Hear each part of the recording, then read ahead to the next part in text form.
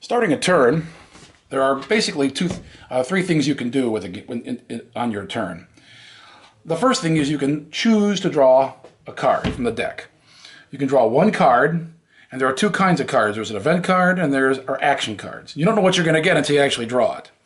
Event cards are random events that happen during the game that can affect the way the game plays. Action cards are actually strategies or tactics that you can use during the game, and you can hold the cards and play them anytime during the game. So as this player, I'm going to choose to draw a card. So I draw a card, and I look, and it seems that I've drawn the Great Admiral card. So I now receive the Great Admiral character, which will allow me to use him during ship battles. It'll give me an advantage. So now that I've done that, I hold on to this card, and I will be using it later. Now, because I have a raider, and I can move this ship, Squadron, anywhere on the board. And the way ships move they don't go from space hex to space hex card. They actually move between the cards. And where the junction of three cards meet is called a hyperspace jump node. And so when you move, you always count each jump node as one move, not each card. So the card I start from is not considered a move. But I can move one with a Raider Squadron. So I will move here, which is, you see, between the junction of three space cards. And then I can select which space card I want to go into. I can even go back to where I came from. And that would be one move. But instead, I choose to go to this card. So as I land there, I take the card and I flip it over to see what's there. And there's a planet. I now have discovered a planet, the planet Zubin. And in order to get this planet, I have to control the planet for my empire, I have to roll a die, a six-sided die. And I have to roll between a 1 or a 3. The number shows right here what I have to roll. So I roll, and I get a 6. So I do not control Zubin. Now, if I move away from this planet, I cannot control the planet. If I stay there, I can keep rolling and trying to control the planet. Now that I've made my turn, I have my Raider Squadron card right here, which is right here, and it's in front of me, and it shows on the card the attack dice I need to attack, the defense dice I need to defend, the number of ships I can fire against, how many hits I can take, the number of ships in the squadron, and of course a special function of destroyers is it allows ships that are short range to fire long range, and the identification squadron number here. So I keep that in front of me right here. So now I've made my move, and there's not much else I can do right now. So what I decide to do is I'm going to turn it over to the next player, and he is going to do the same thing. He's going to choose to move. So he takes his raider and he goes 1, 2, and he goes here.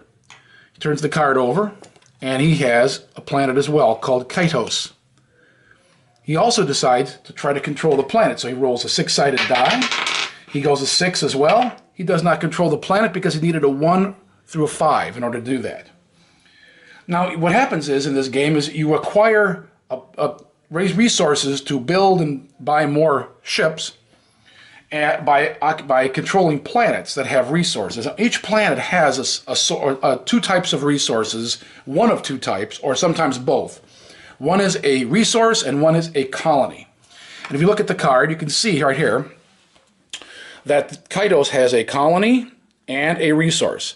This is considered a resource couple, and one build point allows you to, this equals one build point. So one couple equals one build point. And it takes 2 build points to build a raider ship. So if I controlled this, I would have, on my home planet, I have two resource couples, which is 2 build points. And if I controlled this planet here, that would give me another resource couple for a total of 3 build points. So I could build another raider squadron. But because I chose to move instead, I cannot build. Now it's the next guy's turn. He is going to draw a card. So he draws a card and he gets an action card. And this card, because there's 2 players, he cannot use this card. It has a red line through it. It's only used for 4-player games. So this card will be placed in a discard pile, and he can draw again. And he receives another action card.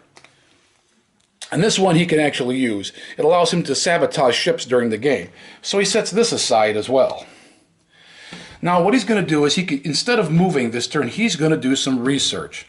So he chooses one of the 6 different technologies, or the Starfire weapon technology, to try to get some advantage over the other player. So he's going to instead decide to research destroyers. So he moves his pawn to destroyers.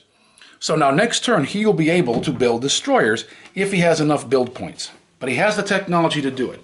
So that's his turn. He can't do anything else. The next player has his turn now. He's going to draw a card. He's drawn a Greatest Warrior event card. This is a card he can also hold and play. It gives him advantages during ground combat. So he puts that aside. Now what is he going to do? Is he going to move? Is he going to build? Or is he going to research? Well, he is going to move. First he's going to roll for control of Kaitos. He gets a 5. He does control it. He takes his flag marker and he places it on Kaitos to show that he now controls it. So now he receives the benefit of those resources. That's the end of his turn. Now it's the next player's turn. He's not going to draw a card. He is going to roll for control of Zubin. He gets a 1, which means he can control it. So he takes his house flag, places it on the planet. So now he has a colony. Now, he has a colony which is not part of a resource couple. It needs a matching resource icon in order to create a resource couple. So it's an extra colony that right now he cannot use. But he still has the 2 resource couples on his home planet that allow him to, gives him 2 build points, so he can still build another Raider squadron, which is what he's going to do. He's going to build another Raider squadron. So he takes the squadron card, places it on the table in front of him, finds the matching squadron marker, which is right here, squadron number 2, and he puts it in a plastic stand, like thus, and he places it on his home planet. You can only build ships, squadrons of ships, on a home planet because it has a star base, or on another planet with a star base. And you can build star bases during the game. So now I decided to build. So this player has finished his turn. Now the next player, he's going to draw an event card. And he gets what's called anti-planet ship drones. So later on in the game, when technology allows people to build planet ships, this card will help him defeat the planet ship. So it has a red border around it, which means he can save and hold on to this card the rest of the game. So he sets that aside and places it over here with the other card he had. And what is he going to do? Well, he is going to move his Raider. He could build, he could research, but he's going to move instead. So he moves here, which is 1 movement point, and then he moves to another space card. You cannot end your turn on a hyperspace jump node. You must end your turn on a space card. And when you move, if you could move more than 1, you cannot enter a jump node, enter a space card, enter a jump node, enter a space card, enter a jump node. You must, once you enter a space card, you've finished your move. So he is going to move to this space card. So we turn the card over, and it's a nebula. And it has 2 resource couples, which would give him 2 build points. But first he has to roll a 1 or a 4, 1 through a 4 on the 6-sided dice to control it. And so he does, and he rolls a 6. So he doesn't control it. So his turn is finished. Now that's how the game plays, this back and forth.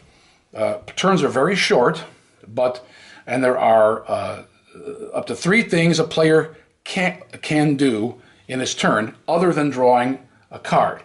You can always draw a card from the deck. It's optional. Once you've done that, you can either build squadrons, move existing squadrons, or you can advance research.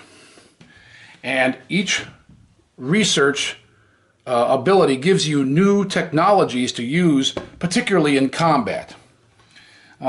Most games can last, two-player games can last about 2 hours. 3, 4-player games can last anywhere from 2 to 4 hours, depending on how fast the game goes and how big your game board is. Now I'm going to show you ship combat.